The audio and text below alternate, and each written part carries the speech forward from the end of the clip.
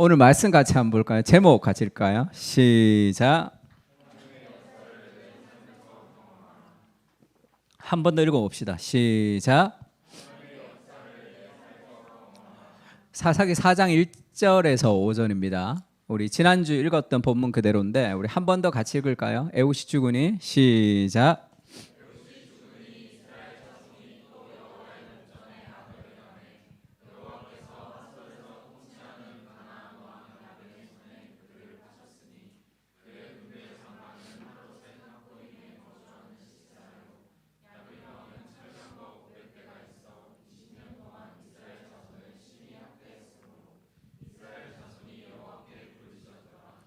그때 라피도세 아내 여선진자 드보라가 이스라엘의 사사가 되었는데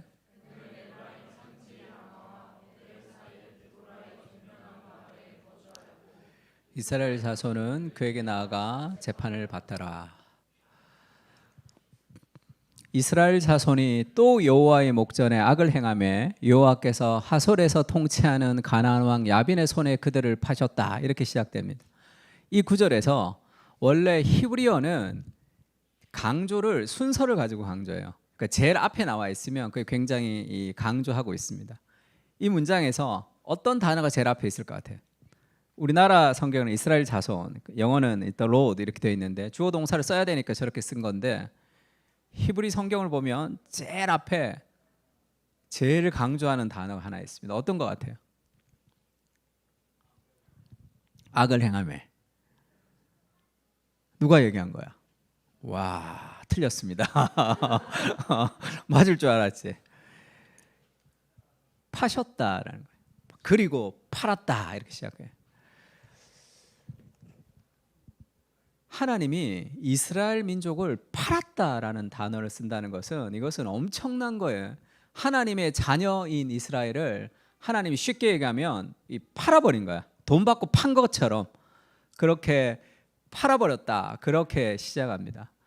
그러니까 하나님이 이스라엘이 죄를 지어서 하나님이 팔았다는 것은 하나님이 버렸다는 그런 말이 아니에요. 우리 두 가지를 좀 기억해야 되는데 한 가지는 우리가 하나님의 사랑은 끝이 없습니다. 우리가 어떤 짓을 해도 하나님의 사랑은 끝이 없어요.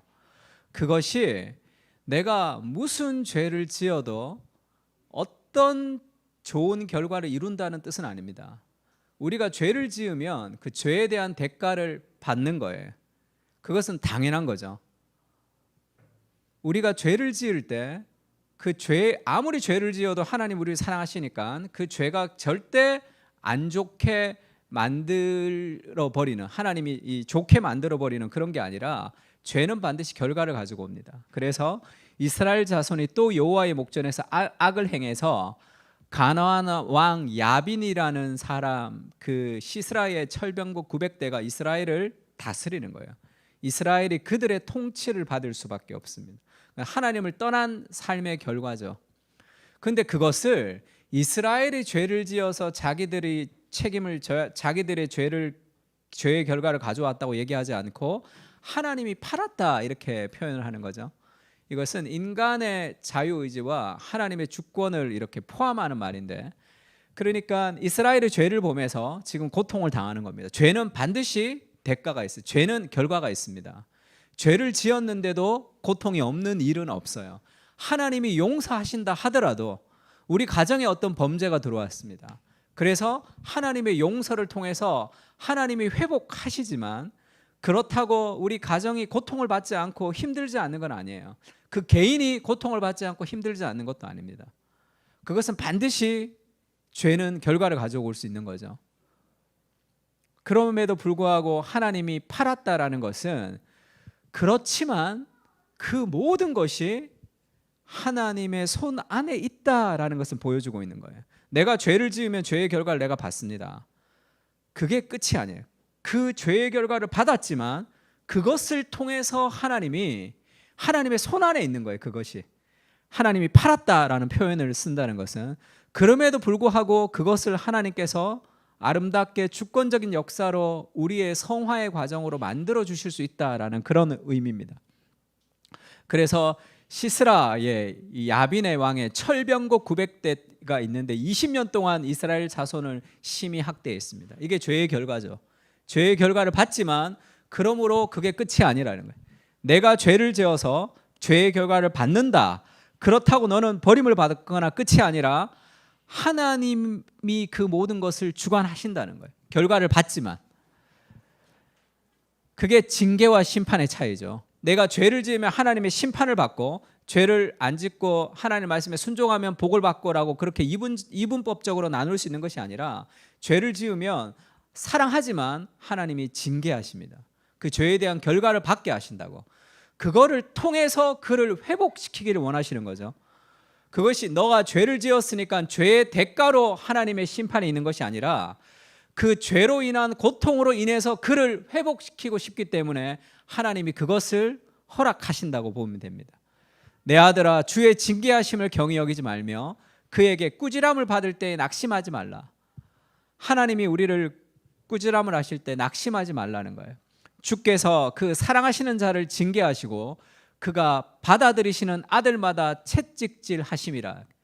하나님이 사랑하는 사람들에게 하나님은 징계를 내리시고 그 죄에 대한 대가를 지불하게 하신다.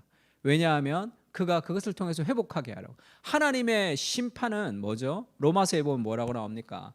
그의 마음에 상실한 대로 내어버려 둠을 당한다는 거죠. 내가 마음에 원하는 것을 하지만 그것을 그냥 놔두는 것이 하나님의 심판의 한 방법이다, 이렇게 얘기합니다. 채찍질하죠. 너희가 참음은 징계를 받기 위함이라. 하나님의 아들과 같이 너희를 대우하시나니 어찌 아버지가 징계하지 않는 아들이 있으리요. 징계는 다 받는 것이오늘 너희에게 없으면 사생자요 친아들이 아니니라. 죄에 대해서 하나님, 내 이 죄를 저지르는데 한 번만 하나님 봐주시면 다시는 내가 이런 짓 하지 않겠습니다 할 때 하나님이 한 번만 안 봐주십니다. 그거를 그대로 다 드러내어서 완전히 부끄러움을 당하게 해서 그를 깨끗한 사람으로 만드는 거예요. 세상에는 손가락 받을 수 있겠지만 하나님이 그를 더 정결한 사람으로 하나님이 사용하신다. 그래서 그것이 없으면 사생하여 친아들이 아니다, 이렇게 얘기합니다. 그래서 하나님이 팔았다는 것은 죄에 대한 대가를 우리가 받지만 그 모든 것이 하나님의 주권 아래 있다라는 것을 보여주고 있는 거예요. 로마서 8장 28절 같이 읽을까요? 시작.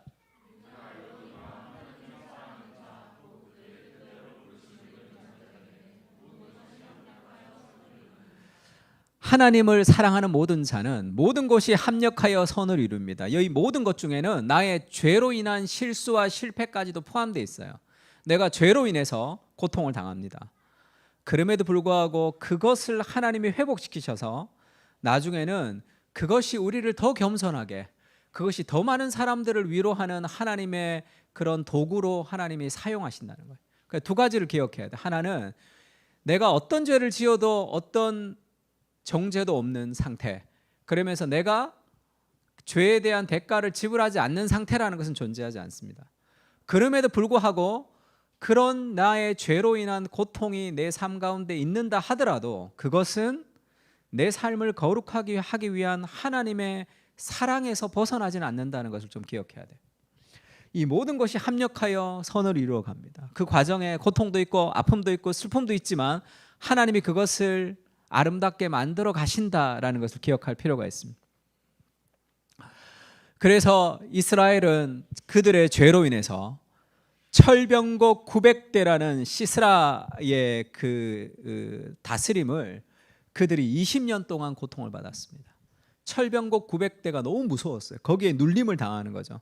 하나님의 약속을 믿고 전쟁을 했어야 되는데 철병거가 무서워서 자꾸 전쟁을 안 하다 보니까 점점점 세상이 커진 거죠.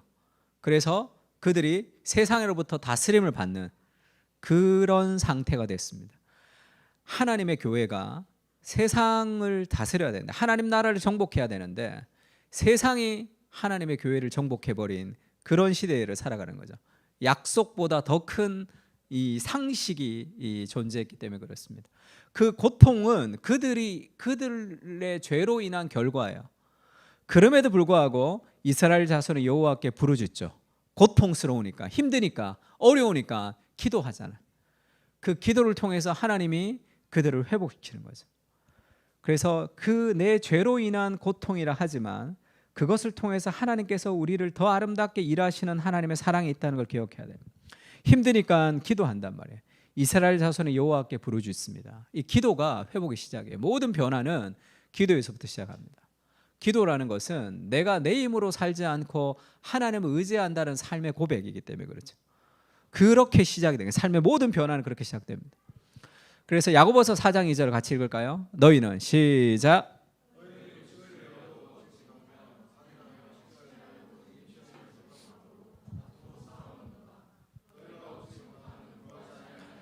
너희가 얻지 못하는 것은 기도하지 않기 때문이다 이렇게 얘기합니다. 기도를 통해서 하나님 우리에게 주시는 게 있어요. 기도하지 않으면 받지 못하는 게 있습니다. 기도하지 않으면 삶의 풍성함을 누릴 수가 없어요. 너희가 욕심을 내어도 얻지 못하며 살인하며 시기하여도 능히 취하지 못하고 다투고 싸우는도다. 이 경쟁의 세상 속에서 계속 다투고 싸우는 이유가 뭐냐면 내 힘으로 무언가를 하고자 하니까 계속 싸워야 된단 말이에요. 기도를 통해서 하나님이 주시는 하늘의 능력이 있습니다. 그렇게 얘기하죠. 막 A냐 B냐 그렇게 싸움으로 살아가잖아요. 아브라함이 어떻게 얘기합니까? 야, 네가 좌하면 내가 우하고 내가 우하면 네가 우하면 내가 좌하겠다 이렇게 얘기하잖아요.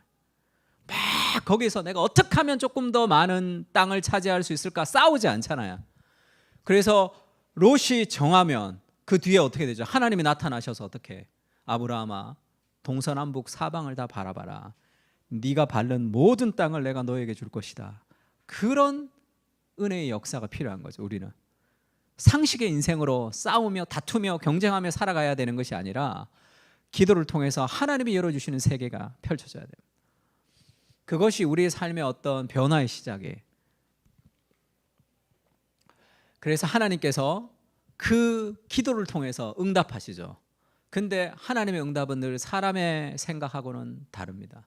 철병거 900대의 고통에서 기도하면 누구를 보내줘야 돼요? 어마어마한 능력의 장군을 보내줘야 되잖아.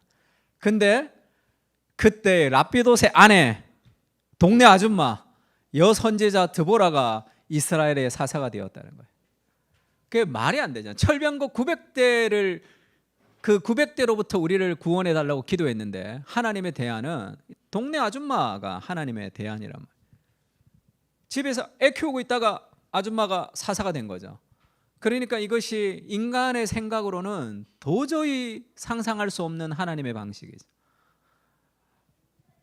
근데 이 드보라가 어떤 사람이었냐? 에브라임 산지 라마와 베델 사이에 드보라의 종려나무 아래 거주하였고 이스라엘 자손은 그에게 나아가 재판을 받더라. 지금 드보라에게 나가서 사람들이 재판을 받았다는 거예요. 왜 드보라에게 사람들이 재판을 받았죠? 이스라엘의 왕이 드보라를 판사를 시킨 게 아니겠죠. 드보라에게 지혜가 있었습니다. 판결, 이 지혜가 있어야 되죠. 근데 이상하잖아. 하나님이 지금 군대와 철병거 900대와 싸워야 되는데 하나님이 지금 아줌마, 여자, 근데 힘의 사람이 아니라 지혜의 사람, 이 사람은 지혜가 있었던 거예요. 이것이 하나님의 방식의 첫 번째입니다. 지혜가 있어야 돼요. 삶에 있어서. 그것이 힘보다 더 강력한 철병거 900대를 싸워서 이기려는 것은 군사력의 싸움이 아니에요. 그래서 상식적인 인생으로 살아가면 늘 세상 앞에 승리할 수 없습니다. 이 지혜가 어디서 왔을까? 그래서 이 드보라를 통해서 철병거 900대를 승리하는 하나님의 역사를 이뤄내는데 디모데후서 2장 7절 같이 한번 읽을까요? 시작.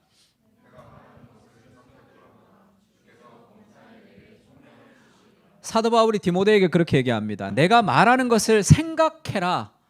그러면 그 생각할 때 주께서 범사 모든 일에 너에게 총명을 주시리라 이렇게 얘기했어요.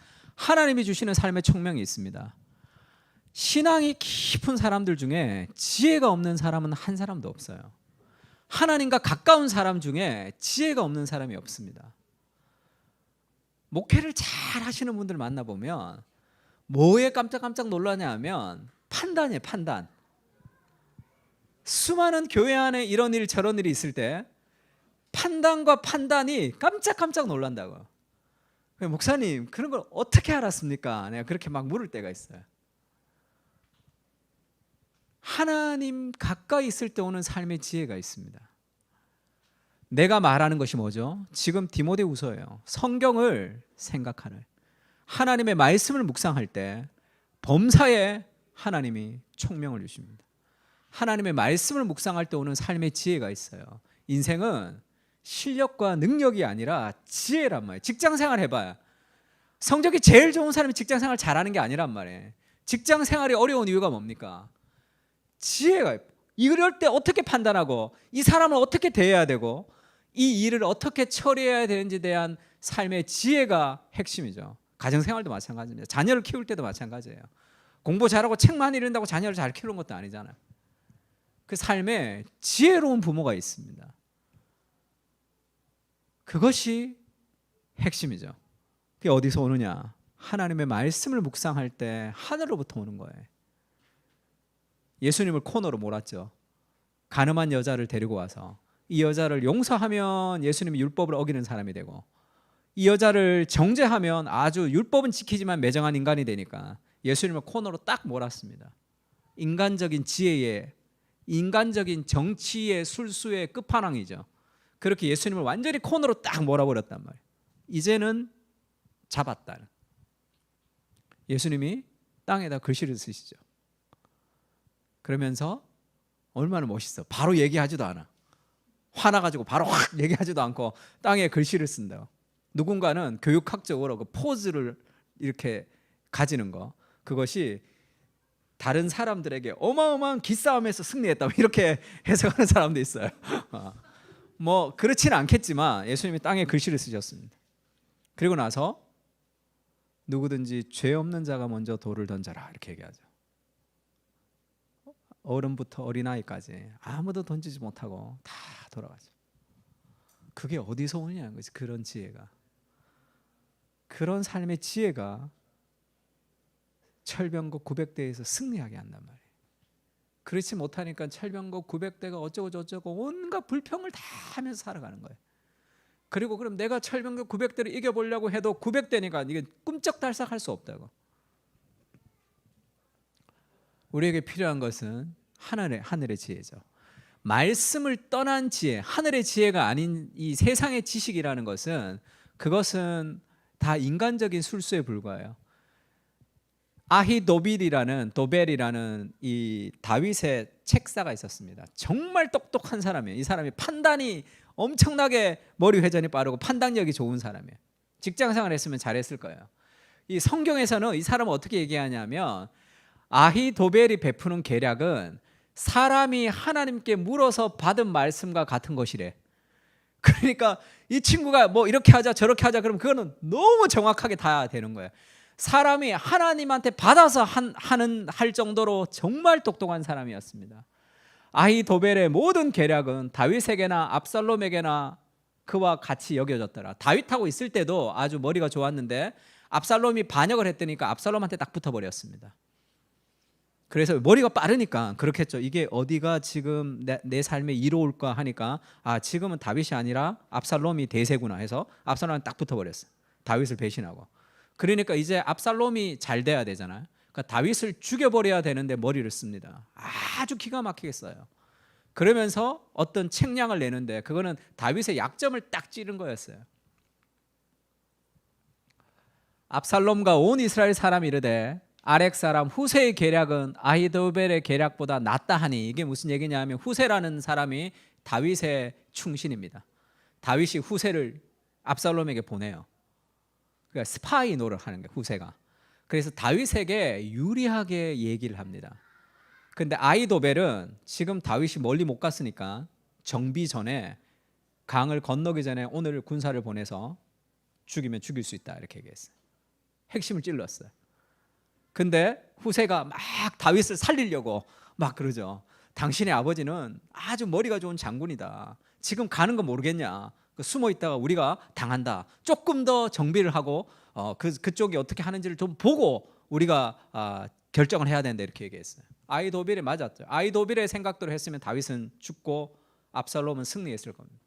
근데 후세의 말을 아히도벨의 말보다 더 낫다라고 압살롬이 생각했어요. 왜냐하면 조금 두려웠겠죠, 다윗에 대해서. 이는 여호와께서 압살롬에게 화를 내리려 하사 아히도벨의 모든 좋은 계략을 물리치라고 명령하셨음이더라. 하나님이 이렇게 명령했다라는 것은 하나님의 주권을 다룬다고 얘기했죠. 인간이 자유롭게 선택을 하는 거지만 그 모든 것 위에 하나님의 주권이 있다라는 설명입니다. 그러니까 아히도벨의 그 계략이 통하지 않은 거죠. 이 압살롬이 그 후세의 말을 믿고 다윗이 살았습니다. 그래서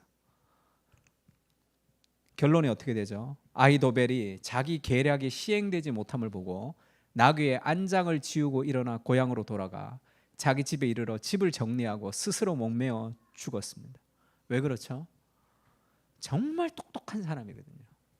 그래서 그걸 통해서 권력의 핵심으로 나가고 싶었거든요. 근데 자기가 밀린 거예요.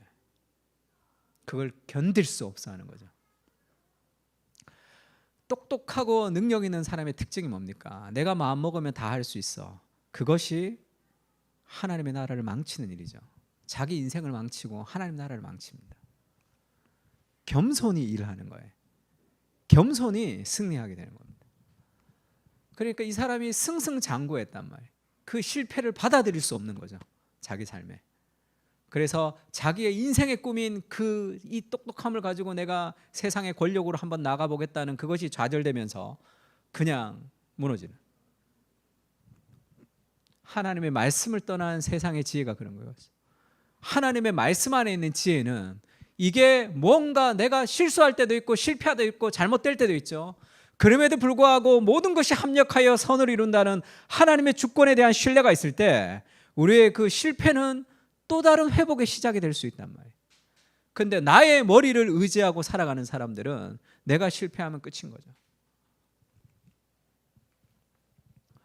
팀켈러가 잠언에서 그렇게 얘기합니다. 지혜란 어떻게 하라고 분명하게 제시된 도덕법이 없을 때도 올바른 선택을 내리는 것이다. 그게 지혜예요. 삶에서는 이렇게 할지 저렇게 할지 구분할 수 없는 일들이 많습니다. 그때 올바른 선택을 내리는 것이 지혜예요. 그것이 인생을 가름하는 거죠. 그것이 인생을 결정하는 겁니다. 모든 우리의 삶은 우리의 선택의 결과예요. 오늘의 내 삶은 나의 과거의 선택의 결과입니다. 그래서 지혜로운 선택이라는 것은 인생에서 정말로 중요한 거죠. 지식만 있으면 되는 일이 있죠. 그 다음에 규범을 따르기만 하면 되는 결정들도 있습니다. 그러나 성경은 누구와 결혼할지, 어디에 취직할지, 이사해야 할지 말지 등은 정확하게 말해주지 않죠. 그러나 이런 결정을 잘못 내리면 재앙을 불러올 수도 있습니다. 하나님은 상황별 100권짜리 규정집을 주지 않으셨다. 하나님은 상황별 규정집을 주지 않았어요. 이땐 이렇게, 저땐 저렇게, 그렇게 주지 않았단 말이에요. 그럼 아브라함의 이야기, 다윗의 이야기, 그게 내 삶과 무슨 상관이 있냔 말이에요. 규정집을 줘야지 되는데, 그러면 하나님이 우리를 어떻게 인도하시냐, 어떻게 지혜롭게 인도하시냐. 성경에 나오지 않는 수많은 사건들에 있어서 요한복음 1장 1절 같이 읽을까요? 시작.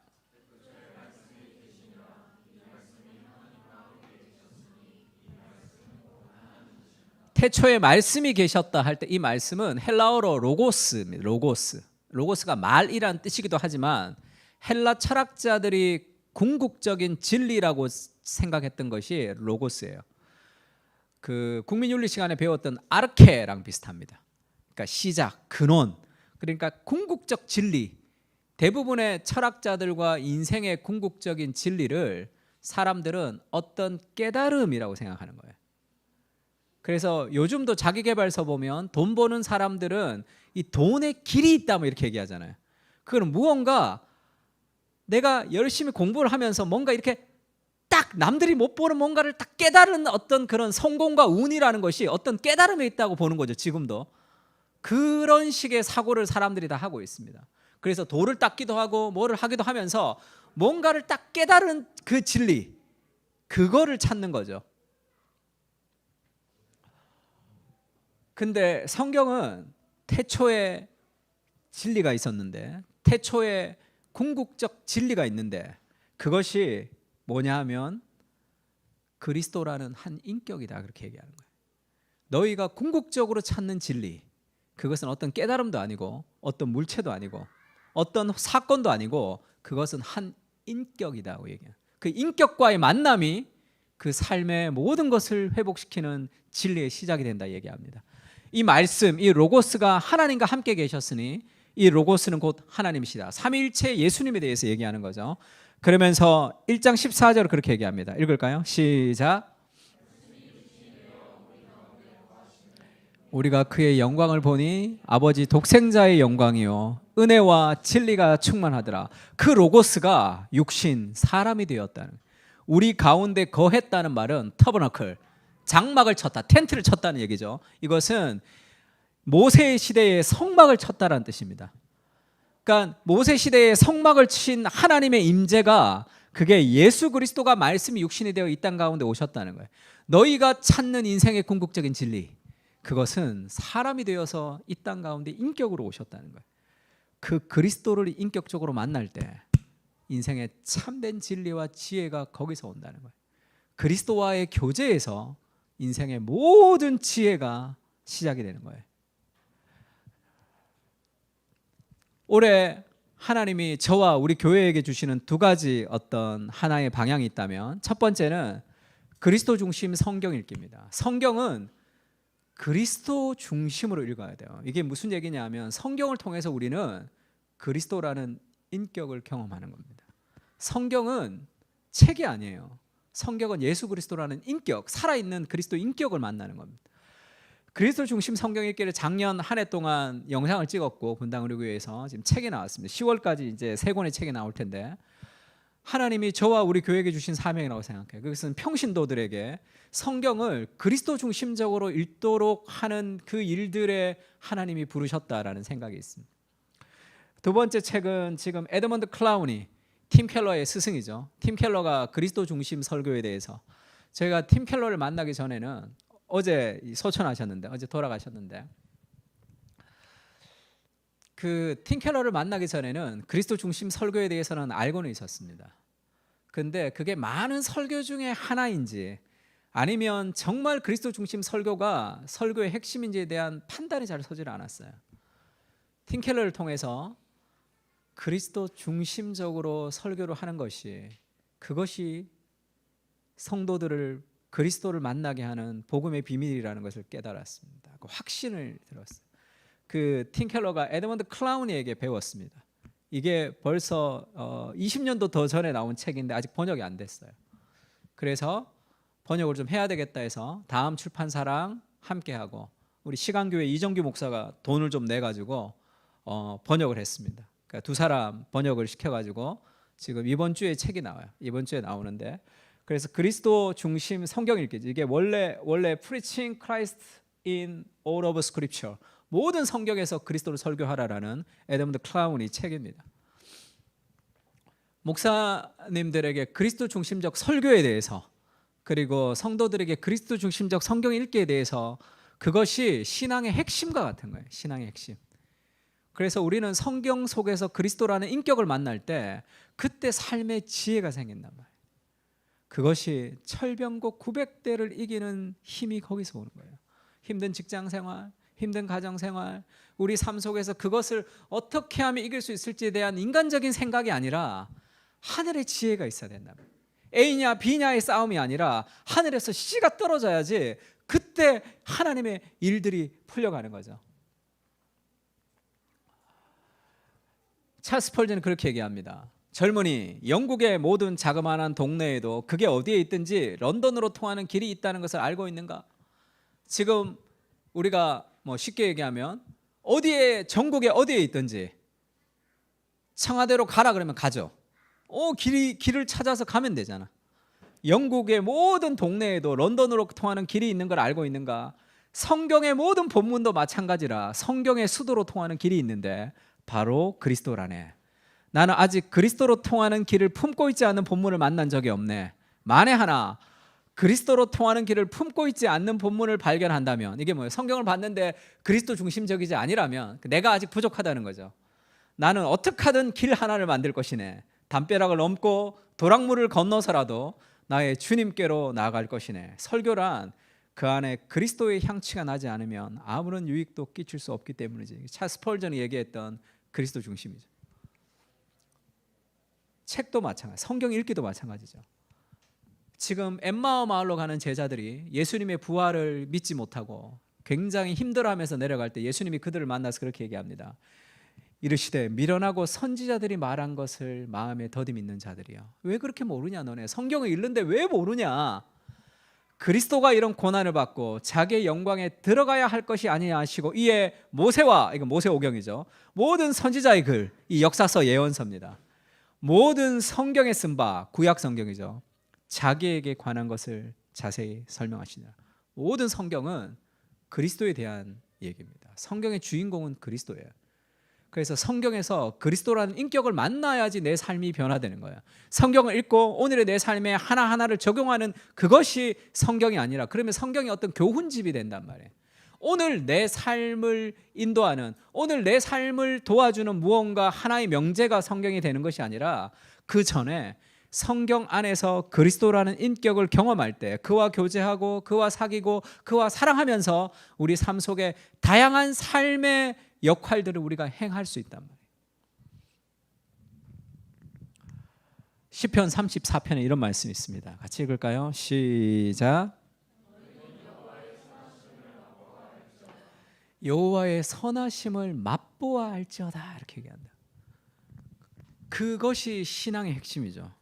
그 인격과 인격이 만나는 이 그리스도와 인격. 그래서 하나님 가까이, 그리스도와 가까이 교제하는 사람들의 삶의 지혜가 풍성한 거예요.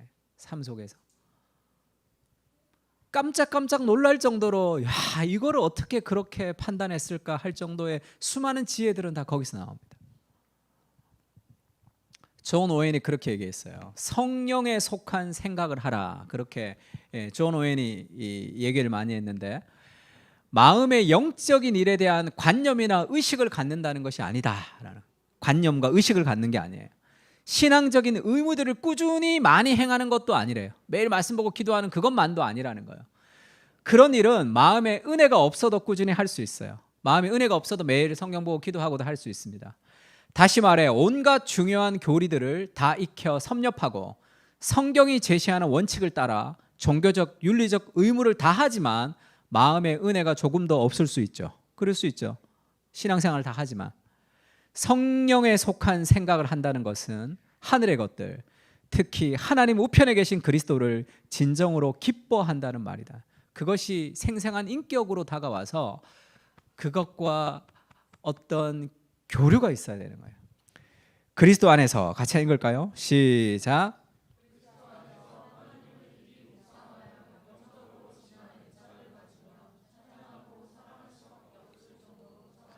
그리스도 안에서 하나님을 묵상할 때 영적으로 진한 애착을 가지고 찬양하고 사랑할 수밖에 없을 정도로 살아가는 단순한 성경의 텍스트가 인격이 되어서 그 인격과 내가 교제할 때 그때 사랑이 시작되는 거죠.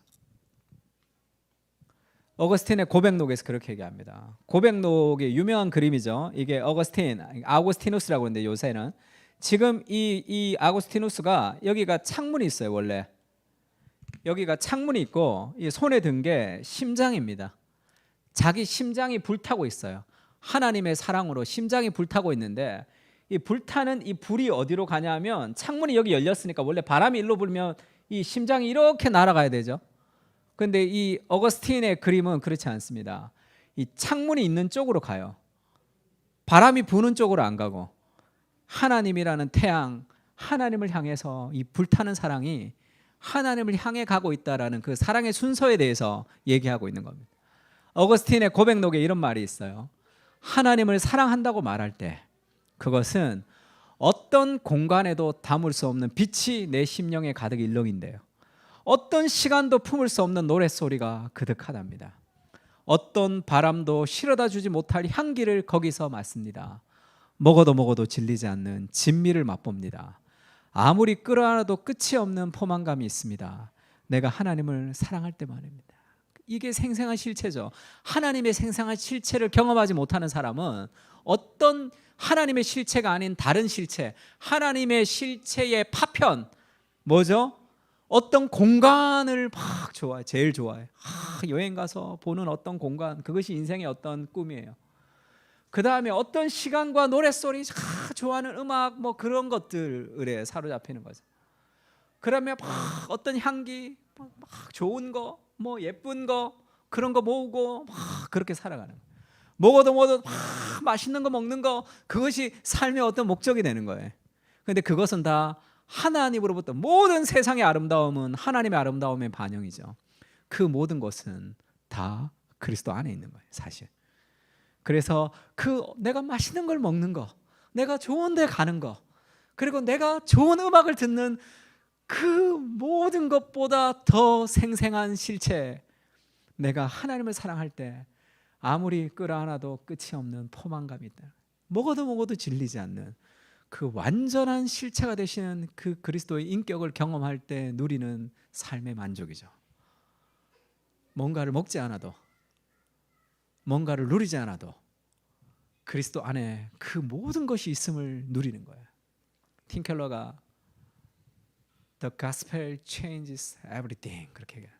복음은 everything, 모든 것을 변화시킨다는 거예요. 왜 그렇지? 나는 직장이 힘들고 가정생활이 힘들고 뭐가 힘들고 복음은 복음이고 내 삶은 내 삶이라고 얘기하지만 그때의 그 복음은 뭡니까?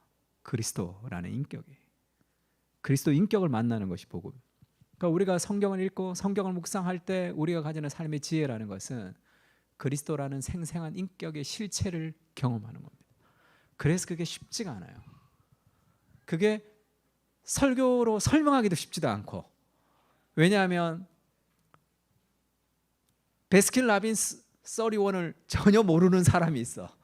야, 아이스크림이 어떻게 31가지인데? 그랬을 때 체리 주빌레는 어떠고 뭐 그러면 걔가 그걸 알 수 있겠어요, 그게? 그게 나거든. 처음에 31가지가 나왔다고 그래서 너무 놀랐어. 아이스크림 31가지가 나왔다고 그랬어. 그때는 체리 주빌레가 제일 그 유명한 거였어요. 내가 잘 모르니까 가서 먹은 거죠. 바닐라도 먹고 여러 가지 먹었습니다. 그걸 어떻게 설명해? 설교를 통해서 설교를 들을 때도 성령께서 우리에게 뭔가를 탁 알려주실 때가 있어요. 성경을 읽다가 그리스도의 실체가 탁 경험될 때가 있습니다. 그게 필요한 거죠. 그래서 기도해야 됩니다. 하나님 말씀을 읽을 때 하나님 그리스도의 인격적인 실체를 경험할 수 있게 해주십시오. 그러니까 우리 아내가 늘 그렇게 기도해요. 우리 아들을 위해서 기도할 때도 그 제일 바라는 게 우리 아이가 하나님을 경험하면 좋겠다.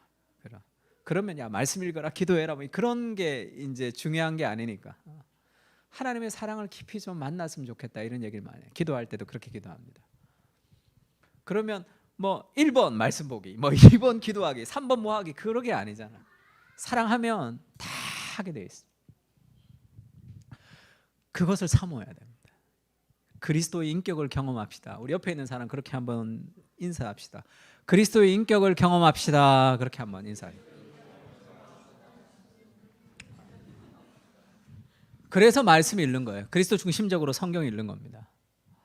그 다음에 두 번째는 기도를 통해서 하나님의 마음을 느끼는 것인데, 철병거 900대가 있는데 이 동네 아줌마인 여자 드보라가 이스라엘의 사사가 되었습니다. 사실 말도 안 되죠. 어떻게 철병거 900대를 이 여자가 이길 수 있어요? 아무리 똑똑하고 지혜롭다 해도 어떻게 이길 수 있냐고. 하나님의 방식이죠. 드보라도 아이고 나는 못하는데 이렇게 얘기 안 했죠.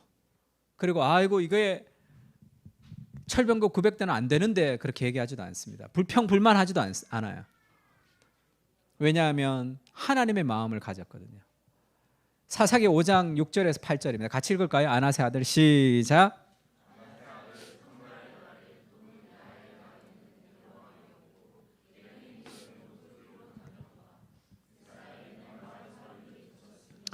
나 드보라가 일어나 이스라엘의 어머니가 되기까지 그쳤도다.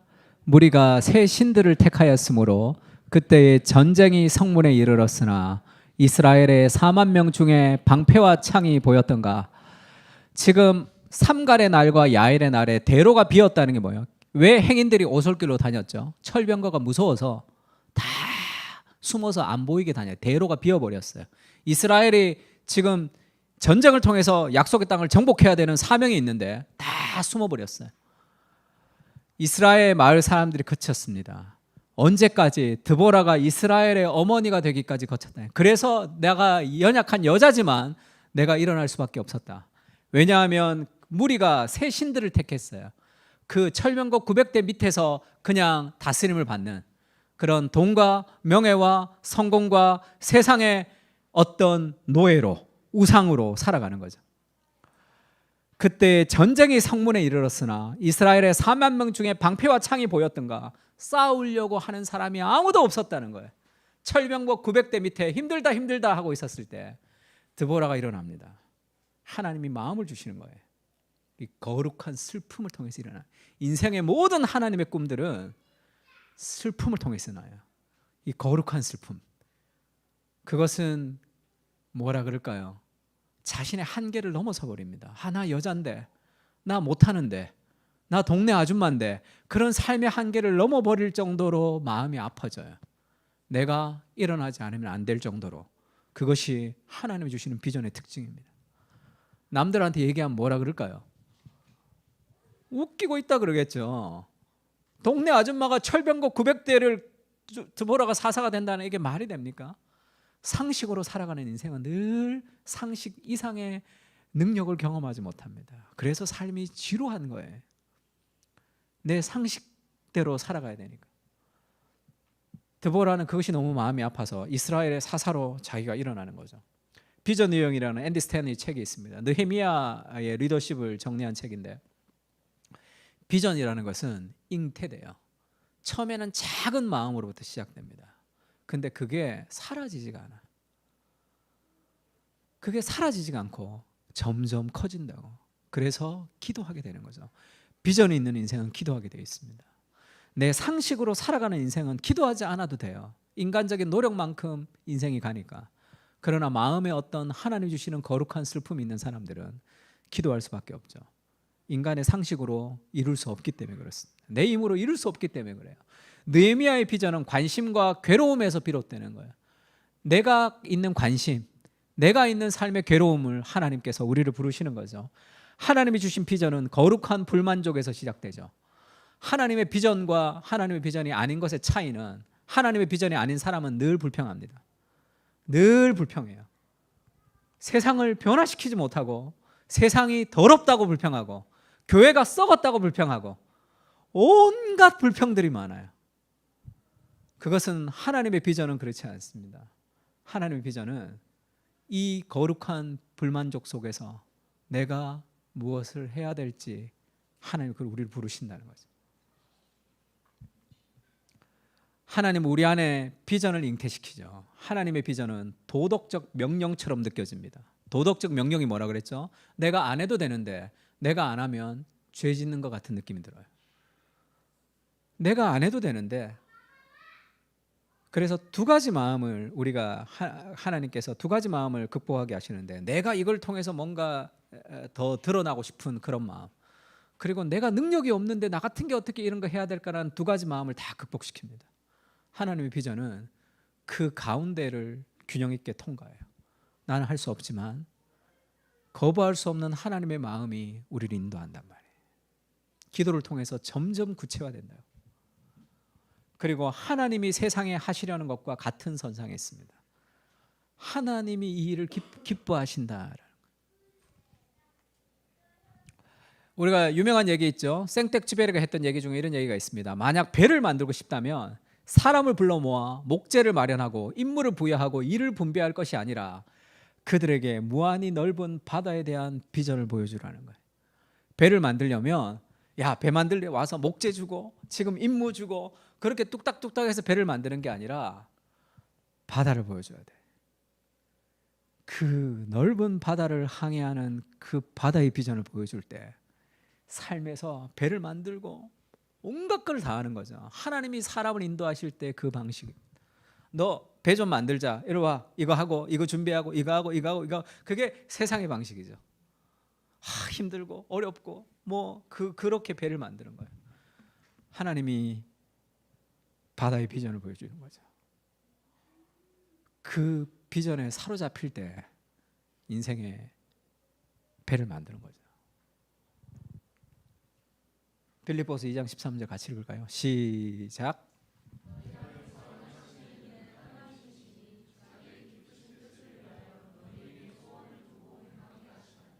하나님께서 우리 안에서 일하시는데 하나님의 기쁘신 뜻을 내 안에 소원으로 주신단 말이에요. 그래서 하나님의 역사를 이루십니다. 희한하죠. 하나님이 이루시면 될 텐데 하나님의 그 역사를 이 부족한 인간의 마음의 소원으로 주신다고. 그런데 그 내가 이룰 능력이 없기 때문에 기도하는 거죠. 그것을 통해서 하나님께서 일하십니다. 전혀 변화되지 않을 것 같은 수많은 환경 속에서 하나님이 나를 통해 그 일들을 행하신단 말이에요. 그것을 가져. 그 하나님의 마음을 달라고 우리가 기도할 필요가 있습니다. 힘든 직장, 힘든 가정, 여러 가지 삶에 내가 있는 모든 삶의 현실 속에서 하나님의 마음을 가지고 기도로 하나님의 역사로 돌파하는 능력이 좀 필요해요. 그렇지 않으면 늘 불평 가운데 살아갈 수밖에 없단 말이에요. 하나님의 은혜가 우리를 좀 관통해야 됩니다. 하나님이 드보라의 마음을 감동시키셨죠. 그러면서 드보라가 그렇게 얘기합니다. 이 팀켈러 얘기를 오늘 팀켈러 얘기를 좀 잘 안 하려고 울 것 같아서 잘 안 하려고 그랬는데 팀켈러의 책 중에 그런 책이 있어요. 차일 없는 그리스도인 Love born of God's grace will find a way. 하나님의 은혜로 태어난 사랑은 반드시 길을 찾게 될 것이다. 이걸 내가 어떻게 하지? 이거 뭐 어떻게 하지? 뭐 직장이 너무 이래서 힘든데 뭐 어떻게 하지? 길이 없지만 하나님의 은혜로 우리에게 마음을 부어주시면 반드시 길을 찾게 되어 있습니다. 찰스 스펄전이 성경의 어떤 본문을 만나도 내 사랑하는 주님께로 나아갈 길을 내가 산을 넘고 담을 넘어서라도 내가 거기에 도달하고 싶다 얘기했던 그것을 하나님 우리에게 주신단 말이에요. 그래서 다른 사람한테 얘기하면 다 웃어요. 왜? 상식선으로 이루어지지 않는 일들이니까. 드보라가 그렇게 얘기하죠. 가라, 야빈의 군대 장관 시스라와 그의 병거들과 그 무리를 기송강으로 이끌어내어 내게 이르게 하고 그들을 내 손에 넘겨주었다. 그러면서 바락에게 가라 이렇게 얘기하죠. 이 담대함이 어디서 나오냐고. 이 동네 아줌마의 담대함은 하나님과 가까이 있을 때 오는 거예요. 그 지혜와 담대함이 있습니다. 그러면서 철병거 900대와 한판 붙죠. 일어나라 이는 여호와께서 시스라를 내 손에 넘겨주신 날이라. 여호와께서 너의 앞서 나가지 아니하시냐 하는지라. 이래 바락이 10,000명을 거느리고 다볼산에 내려가니 여호와께서 바락 앞에서 시스라와 그의 모든 병거와 그의 온 군대를 칼날로 혼란에 빠지게 하시매 시스라가 병거에서 내려 걸어서 도망했다는 거예요. 어떻게 이런 일이, 철병거 900대가 있는데 어떻게 이런 일이 있을까? 이런 일이 있었죠. 그것을 제가 스타워즈라고 표현했는데 이 영상이 나가면 좋은 건데 바바바 하면서 나오는 이 드보라가 어떻게 그 철병거 900대와 승리했는가 하면 5장의 시죠. 5장은 승리의 시에 이런 표현이 있습니다. 같이 읽을까요? 시작.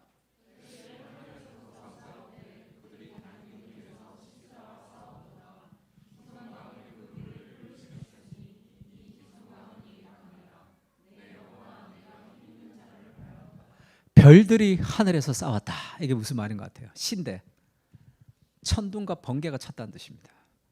그리고 비가 내렸어요. 지금 에스라가 있었던 이 무기또 방면이 뭐냐면 이 평야입니다. 평야. 에스라의 철병거 900대가 거기에 쫙 서 있는 거죠. 철병거 900대는 누구도 이길 수 없기 때문에 그냥 거기에 쫙 평지에 철병거 900대가 서 있는 거예요. 그것을 여기서 이 바락과 드보라가 보고 있는 거죠. 근데 여기가 어디냐 하면 여기가 그 유명한 와디라고 그러죠. 와디가 이렇게 생긴 거예요. 와디가 뭐냐면 우기에는 강이에요. 건기에는 사막입니다. 그러니까 그 강이 흐르는 평지란 말이에요. 거기에 철병거 900대가 쫙 서 있는데 갑자기 비가 확 내린 거죠. 그러니까 그 와디에 늘 강이 지나갈 때 있던 그 길의 물줄기를 타고 물이 확 덮치니까 철병도 900대가 무용지물이 된 거예요. 진흙에 푹 빠져가지고 어떤 것도 하지 못해서 그들이 칼날이 서로를 쳤다는 게 뭐예요? 너무 당황스러워서 지금 확 이스라엘에게 내려오니까 자기가 자기들 죽이고 난리 법석을 띠고, 시스라가 왜 맨발로 도망갈 수밖에 없었죠? 딱 갇혀버렸으니까. 지금 철병거 900대가 아무런 무용지물이죠. 말도 뭐 난리가 났겠지 지금. 그래서 한 번에 다 그 강한 철병거 900대, 20년 동안 자기들이 이 고통받았던 그 어마어마한 철병거 900대가 하루아침에 무용지물이 될 수 있는 거, 그것이 하나님의 능력이죠. 삶에서 이것을 경험할 수 있어야 된다. 기도를 통해서 인생에서 하나님의 역사가 내 삶 가운데 좀 일어나야 되잖아요. 내가 직장 생활에서 목사님 이런 일이 있었는데 하나님이 내 직장 생활 속에 이런 일들을 이루어 주셨습니다. 우리 가정 생활에서 이런 일들이 있었는데 하나님의 역사가 우리의 인생을 관통해서 내 삶 가운데 흘러나와야 되잖아. 철병거 900대면 못해, 뭐 하면 또 못해. 늘 그렇게 상식선으로 살아가게 되면 하나님의 역사를 경험할 수 없는 거죠. 드보라가 일어나서 승리했습니다. 드보라가 이걸 다 알았을까요? 하나님이 가라 그런 그 하나님의 마음을 가고 간다, 순종해서 간다고. 하나님의 역사가 이루어진 거죠. 그러면서 이 시스라가 결국 누구에게 죽습니까? 헤벨의 아내 야엘이라는 그 여자한테 이 혼자 도망가서 이 사람을 원래 알았던 사람이거든요. 그래서 그 숨어 자기가 그 철병 900대의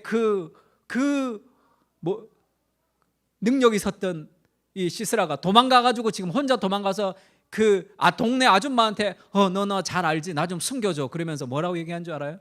여기 누군가가 남자가 있다고 그러면 없다고 하라, 이렇게 얘기해요. 자기가 남자도 아니야. 그거를 히브리 문학에서는 거세당했다, 그렇게 표현합니다. 그러니까 사람들이 보고 깔깔깔 웃었을 거라는 거예요.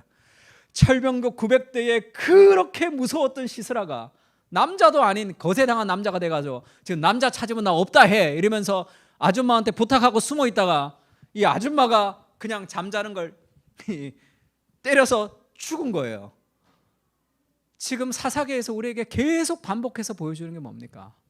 모압 왕 에글론, 그렇게 무서웠던, 그렇게 힘이 있었던, 도무지 우리가 감당할 수 없었던 모압 왕 에글론이 오른손도 쓰지 못하는 에웃에게 똥 싸고 자빠진 거잖아. 그 철병거 900대의 시스라가 거세당한 남자가 돼서 남자 있으면 없다고 그래, 완전 쫄아가지고 동네 아줌마한테 그냥 죽는 거예요. 이것이 우리가 두려워하던 세상의 실체다, 그걸 보여주는 거죠. 기도하는, 기도를 통해 하나님께서 우리 가운데 역사하시는 그런 하늘의 역사가 좀 필요하단 말이에요. 내가 할 수 없다 그렇게 얘기하지 말고, 두세 사람이 내 이름으로 모은 것은 나도 그들 중에 있느니라. 같이 읽을까요? 시작. 이번 주 숙제입니다. 결혼한 사람은 부부가, 그렇지 않은 사람은 가족끼리, 가족이 없는 사람은 친구들끼리 좀 전화해서 자기 전에 기도하세요. 팀 켈러 목사님이 어제 소천하시고 여러 가지 마음이 제게 있었는데, 내가 참 팀 켈러 목사님을 통해서 배운 것을 좀 잘 이어가야 되겠다, 그리스도 중심적 설교, 그리스도 중심적 성경 읽기도 잘 이어가야 되겠다 생각했지만, 내가 당장 지금 이어갈 수 있는 게 뭘까 해서 제가 팀 켈러 목사님을 통해서 굉장히 도전받았던 것이 뭐냐면, 자기가 그 9.11이 터지고 나서 그때 인터뷰를 할 때까지 하루도 빠짐없이 자기 부인이랑 기도를 했대요. 자기 부인이, 여보 우리가 지금 기도해야 될 때인데 당신이 약을 안 먹으면 죽어, 아스피린 하나를 안 먹으면. 그러면 매일 먹지 않겠냐. 우리가 지금 기도가 필요한데, 그러면 기도하지 않으면 죽는다면 우리가 매일 기도하지 않겠냐. 지금 기도해야 될 상황인데. 그래서 매일 기도했는데, 홍콩 같은 데 가서 이제 GCM 세미나 같은 걸 할 때가 있죠, 팀 켈러가. 그러면 전화로 기도했다는 거예요. 그래서 그게 뭐 이렇게 자랑할 만큼은 아니다. 어떨 때는 그냥 뭐 기도합니다, 예수 믿는 기도해서 아멘, 그러고 잤다는 거예요, 피곤할 때는. 그리고 오늘 별로 기도 안 하고 싶습니다. 예수님 일찍 자고 싶습니다. 이렇게 잤다는 거야. 기도했다는 거야. 그렇게. 그러나 1분 할 때가 있고 30초 할 때도 있고 길어도 막 그렇게 오래 기도하진 않았다 이렇게 얘기하는. 근데 뭐가 좋았냐 하면 한 번도 기도하지 않고 하루를 보낸 적이 없었다. 그러니까 원래 개인 기도를 하지만 부부가 함께 기도했다는 거예요. 그래서 외국에 나가 있을 때도 전화하면서 전화로 기도하고 서로가 이제 매일매일을 기도 없이 자진 않았다 이렇게 얘기했어요. 자기 전에 부부가 기도하십시오. 한 사람씩 가정을 위해서, 우리 인생을 위해서, 자녀를 위해서. 우리 싱글들도 기도하세요. 마음을 모아서 그 시간에 우리가 함께 기도하는 거죠.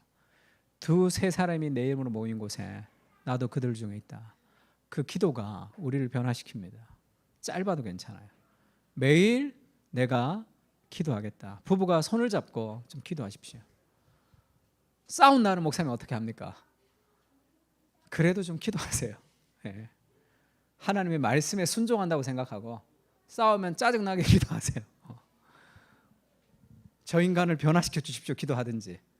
그러니까 손을 잡고 매일 좀 기도하십시오.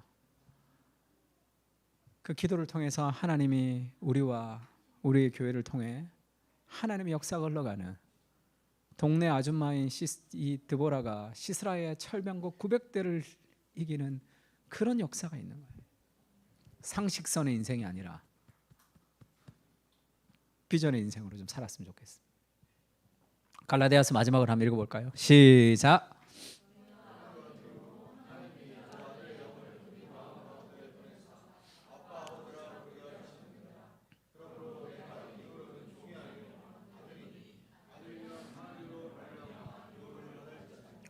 우리가 그렇게 기도할 수 있는 힘이 어디서 옵니까? 그리스도에게서 오는 거죠. 그리스도가 죽음으로 우리가 하나님의 아들이 된 거예요. 그러니까 예수님이 우리를 어떻게 보시냐면, 하나님이 우리를 어떻게 보시냐면 하나님이 예수님 보시듯이 우리를 보는 거예요. 우리가 그리스도와 연합되어 있기 때문에. 그래서 우리가 하나님을 어떻게 부를 수 있습니까? 그 아들의 영을 우리의 마음 가운데 보내셔서, 성령을 우리 마음에 보내셔서 우리가 아빠 아버지라 부르게 된다는 거죠. 그 전능하신 하나님을 아빠라고 부를 수 있는 그런 그 기도의 능력을 예수님의 목숨을 버리시면서 우리에게 주신 거죠. 그래서 자신의 능력에 너무 집중하지 마세요. 하나님의 능력에 집중해야 됩니다. 우리가 지금 이 건물이 무너지지 않을 것이라고 내가 굳게 믿기 때문에 무너지지 않는 거예요? 그렇지가 않잖아. 얘가 튼튼하기 때문에 그 믿음을 우리에게 주는 거죠. 막 흔들려봐. 아무리 믿어. 그러니까 신앙이라는 것은 내 믿음의 강도하고는 아무 상관이 없어요. 내 능력의 강도와 아무 상관이 없습니다. 하나님이 누구신지, 그분이 어떤 일을 행하실 수 있는지에 대한 그 신뢰가 우리를 통해서 나타나는 거예요. 아빠 아버지라 부를 수 있는 그 모든 기도의 능력을 그리스도께서 목숨을 버리시면서 우리에게 주신 거죠. 기도하십시오. 내 삶 가운데 하나님의 역사가 흘러가면 드보라가 얼마나 기뻤을까? 철병거 900대가 얼마나 무용지물입니까? 그런 기도의 능력들이 있었으면 좋겠습니다. 찬양 하나인데, 이 찬양이 제가 이번 주에 이 찬양을 참 많이 불렀는데, 주여 우린 연약합니다. 이게 우리죠. 우린 오늘을 힘겨워합니다. 주뜻 이루며 살기에는 부족합니다. 우린 연약합니다. 이거 우리의 고백이. 한없는 주님의 은혜 온 세상 위에 넘칩니다. 가릴 수 없는 주 영광 온 땅 위에 충만합니다. 주님만이 길이 오니 우린 그 길 따라갑니다. 주여 우린 넘어집니다. 오늘 하루 또 실수합니다. 주의 긍휼을 구하는 죄인입니다. 우리 주만 바라. 이게 우리죠. 그러나 하나님이 우리에게 주시는 가사가 조금 이상하게 됐는데, 우리는 연약하지만 한없는 주님의 은혜가 온 세상에 넘친다. 가릴 수 없는 주의 영광이 온 땅 가운데 충만하자. 주님만이 길이 오니 우리는 그 길을 따라갑니다. 그날에 우리를 통해 이루실 주는 완전합니다. 나는 연약하지만 하나님이 완전하시잖아요. 그래서 기도를 통해 하나님이 내 인생 가운데 하나님의 완전하심을 보여주는 거예요. 와, 얼마나 멋있습니까? 주님, 너무 내가 연약하면 아무것도 할 수 없다고 생각했던 그런 문화적인 생각들을 다 버리고 나는 연약하지만 연약한 우리의 기도를 통해서 일하시는 그런 거, 하나님, 내 인생 가운데도 시스라의 900대 같은 그런 것들이 존재합니다. 하나님, 기도를 통해 하나님의 마음을 불어넣어 주시고 주의 역사를 바라볼 수 있게 해주십시오. 그렇게 한번 기도하는 마음으로 좀 찬양했으면 좋겠습니다. 이제는 주 예수 그리스도의 은혜와 하나님 아버지의 무한하신 사랑과 성령님의 교통하시는 은사가 삶의 수많은 현실 속에서 전능하신 하나님을 의지하며 우리의 인생 가운데 역사하시는 하나님을 보기를 사모하고 다짐하고 돌아가는 모든 사랑하는 하나님의 백성들과 그 사랑하는 교인들 머리 위에 이제로부터 영원까지 함께 계실지어다. 아멘.